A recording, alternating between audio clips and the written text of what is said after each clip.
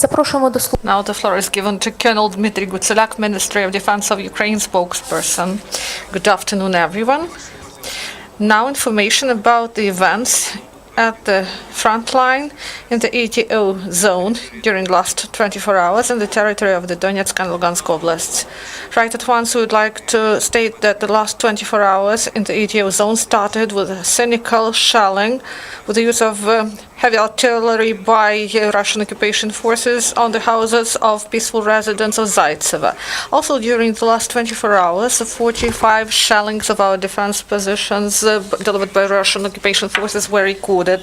Besides other types of weapons enemy used prohibited by the Minsk agreements, 120mm mortars and 152mm artillery systems. Unfortunately, there are casualties among Ukrainian forces. Now about this in more detail.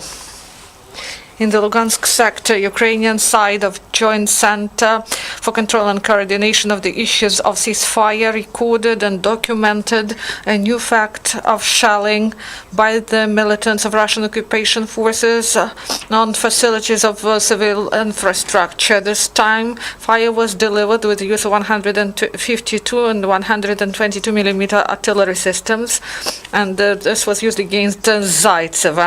It was identified that the fire on peaceful residents of this village was delivered from Gorlovka, that is occupied, and this shelling happened after 1 a.m. and the residential house and utility building in Vernadsky 32th Street were destroyed, and the household and utility buildings and land plot and fences in Zhuravsky Street and Manuilsk Street were damaged. Fortunately, no casualties among local residents.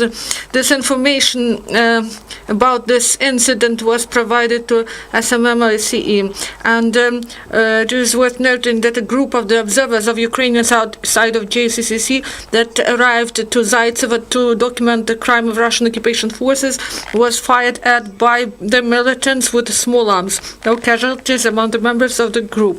Ukrainian side of JCCC stresses that shelling of peaceful citizens of Donbass is a grave violation of international humanitarian law and direct threat to lives of civilians, and Ukrainian side of JCCC assesses such actions as targeted steps to destabilize the situation in the territory controlled by government of Ukraine and unwillingness to implement undertaken obligations of ceasefire and decrease of tension along the contact line between the sides. Also, Russian occupation forces in Lugansk sector shelled not only peaceful residents but also positions of the armed forces of Ukraine. Here, enemy delivered fire 5 times, and our positions came under fire near Zaitsevo. This was the use of 152mm artillery, and 13 shells were launched by the enemy, and at noon here during about 1 hour enemy sniper was active, and in the region of Troitsk the enemy delivered fire with the use of 122mm mortars, and on the whole the enemy launched 12 mines of different caliber. Also, automatic grenade launcher was used against our positions in the region of Lugansk, and in the Donetsk sectors 40 enemy shellings were recorded. The highest activity of the enemy was in the region of Avdiivka, Vodane and Gnutovo. The enemy used 120mm mortars near Gnutovo and Vodane in direction of our positions. The enemy launched 12 mines of this caliber, and also the enemy used 82mm mortars against defenders of Novotroitsk, and in the direction of our servicemen 8 mines were launched. And also small arms, large caliber machine guns, grenade launchers of different types, and weaponry of IFV were used against our positions in the regions of Avdiivka, Verkhnytoretsk, Vodane, Gnutovo, Kamenka, Slavne, Lebedinske, Nevelske, Novotroitske, Pavlopil, Opetne, Pishevik, Talakivka, Shirokina, and Butivka mine. 44 out of 45 enemy shellings of our defense positions were identified as precision ones.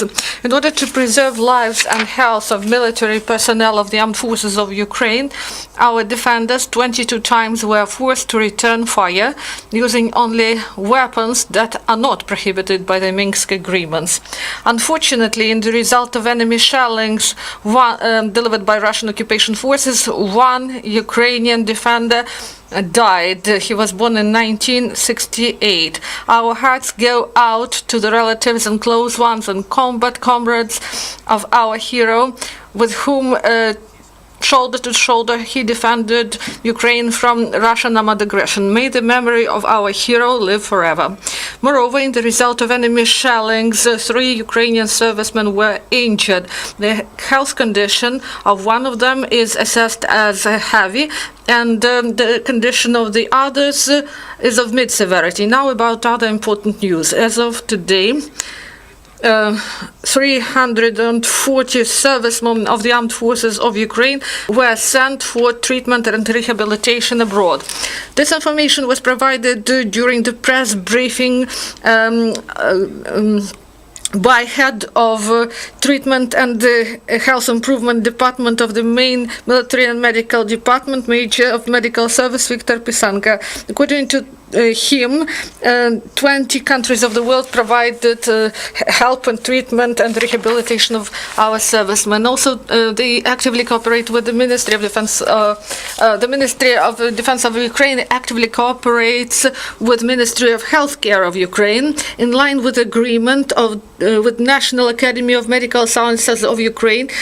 Highly specialized medical help to servicemen of the armed forces of Ukraine is provided by 28 medical and research scientific and research institutions free of charge, and there are 30 hospitals for war veterans that provide rehabilitation services for ATO participants. These facilities allow to provide medical and help and rehabilitation to about 150,000 people, and now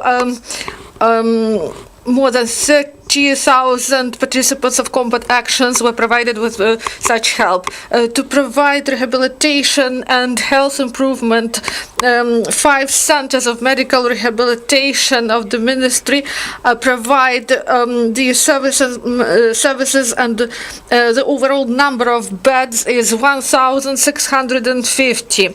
Medical and psychological rehabilitation is carried out in health resort institutions of the Ministry of Defense of Ukraine, and in the centers of medical rehabilitation and health care, military health resorts. Thank you. This is all. If there are no questions, that is all. Thank you.